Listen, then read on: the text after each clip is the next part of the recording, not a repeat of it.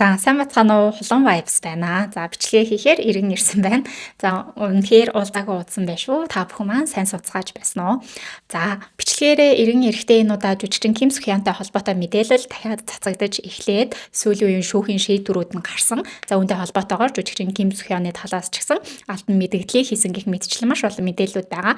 Та хэд маань бас мэдээгээр харсан байх гэж бодож जैन. Тэгээд энэ тухай та бүхэндээ жоохон дэлгэрэнгүй мэдээллийг нь хүргье. За мэдээллийн эхлээд хүрэхээс өмнө өнгөрсөн жил юу боллоо, ямар хөө процесстой явж байлаа гэдэг талаарх мэдээллийг гялс нэг санах үүднээс дахиад хүргэжээ. 2025 оны 3 сарын эхлээр жүжигчин Ким Сухян, жүжигчин Ким Сэ-рүнтэй насан туршаагүй байх нь үерхжсэн байна. Тэгээ маш олон санхүүгийн дарамтууд байгаад тэрнээс болоод амиа хорлсон. Тэгээд энд нь жүжигчин Ким Сухян тодорхой хэмжээгээр ч гэсэн нөлөөлөл байсан байж магадгүй гэдэг тиймэрхүү мэдээлэл бүр маш их цацагдаад Солонгос төдийгүй Аз дэлхийн нийтээр ингээд шуугуулад жүжигчин Ким Сухяны карьер нэр хүнд бол маш их унсан дээрээс нь хамтарч ажиллаж байсан газрууд, нүүр царайгаар нь ажиллаж байсан брэндүүд бүгд эхнээсээ ингээд гэрээгээ цуцлаад шүүхтэр нь хэмжлэх үүсгээд бүх зураг хөрөг гадуур байсан юмнуудыг нь аваад гарахаар төлөвлөгдсөн байсан драма энтер нь бүгд цуцлагдсан.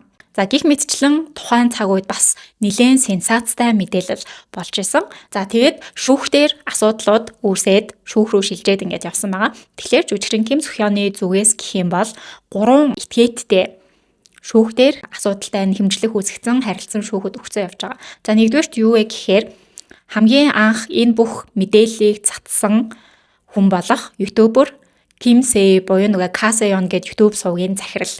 За энэ хүнийг болохоор Ким Сухян жүжигчний талаас нэр хүндэд халдсан худал хуурмаг мэдээлэл тараасан, өөрийг нь стокинг хийсэн гэдэг иймэрхүү эрүүгийн болон иргэний хэрэг үүсгээд шүүхэд өгсөн байсан. За хоёрдугаар гэх юм бол жүжигчин Ким Сэ-рүний гэр бүлтэй холбоотой талыг бол бас шүүхэд өгсөн байсан.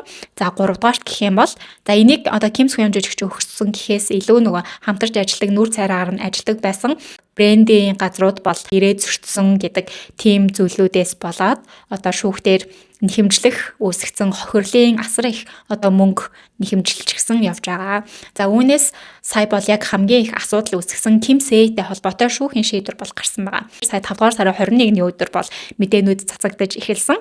Энэ дээрээс аваад үзэх юм бол хамгийн чухал асуудал болох насан туршаагүй байхад нь үерхсэн гэдэг нь бол худлаа тотлохоо гэд гаргаж ирсэн амар олон чатууд байсан шүү дээ. Бүр 2014-5 оноос билүү дээ гэд чатлж эхэлсэн байна.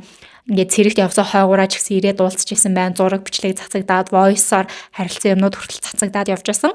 Тэр бүх насан туршаагүй байхад нь үерхсэн гэдэг чатууд бүгд хуурамч байна гэдэг тийм шийдвэр гарсан. Яг чатаар харилцсан хүн нь хэн гэдгийг нь бол мэдэхгүй.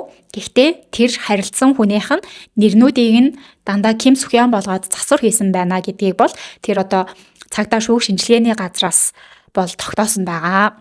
За тэгээ хоёрдугаар гэх юм бол жүжигчин Ким Сэ-рүний дуу хоолой бичигдсэн аюул олон бас voice-ууд гарч ирсэн шүү дээ. Тэдгээр бол дандаа AI-аар хийгдсэн юм хуурамч voice-ууд байна гэдгийг бас тогтоосон байгаа.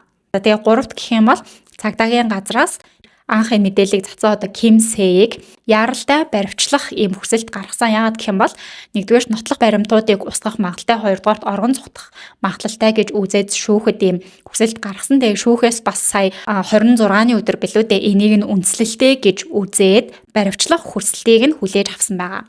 За тэгээ шүүхийн шийдвэр гарсан тэр өдөр болохоор Ким Сэ ютубер өөрийнхөө Threads дээр жүжигчин Ким Сэ-рүн Ким Сухян руу бичсэн мессеж байсан шүү дээ.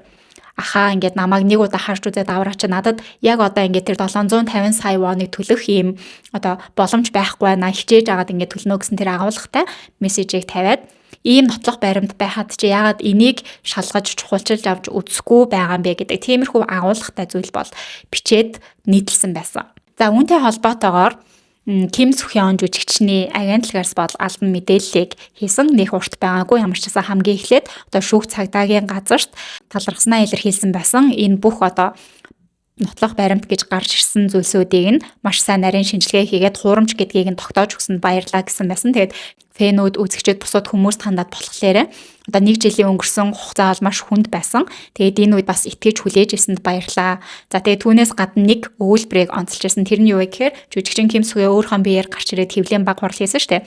Тэр үед болохоор фэнүүдээ надад итгээд өгөөч гэж би хүсэхгүй. Гэхдээ үнэн зөв болсон зүйлийг би батлах болно гэж хэлж ирсэн. Тэр амлалтынхаа дагуу өнгөрсөн 1 жилийн хугацаанд зөвхөн энэ зүйлийг батлахын тулд хичээж ирсэн гэдэг зүйлийг бол онцолж ирсэн. Ингээд ер нь бол маш юм товч тодорхой мэдэгдэл бол хийсэн байгаа. Тэгээд сая 28-ны өдөр яг жүжигчин Ким Сухёны хуулийн төлөөллийн байгууллагаас хуульч нь MBC телевизийн мэдээний нэг хэсэгтэр оролцсон байгаа. Гэхдээ энэ талаар бас ярьсан. Тэрэн дээр юу гэж ярьсан бэ гэхээр гаргаж ирсэн бүх нотлох баримтууд нь хурамч гэдэг нь батлагдсан. Тэгээд жүжигчин Ким Сухёны тал бол маш их хохирол амарсан. Тийм учраас бид нэхэмжлэлийнхаа дүнг нэмэх боломжтой гэж ярьсан. Тэр нь болохоор хамгийн анх тэр Ким Сэгийн ютуберийг шүүхэд өгөхдөө 12 тэрбум вон нэхэмжилсэн байсан бол тэрийг нэмээд 30 тэрбум вон хүртэл одоогийн байдлаар нэмэх боломжтой байгаа гэдэг ийм яриаг бол өгсөн байгаа.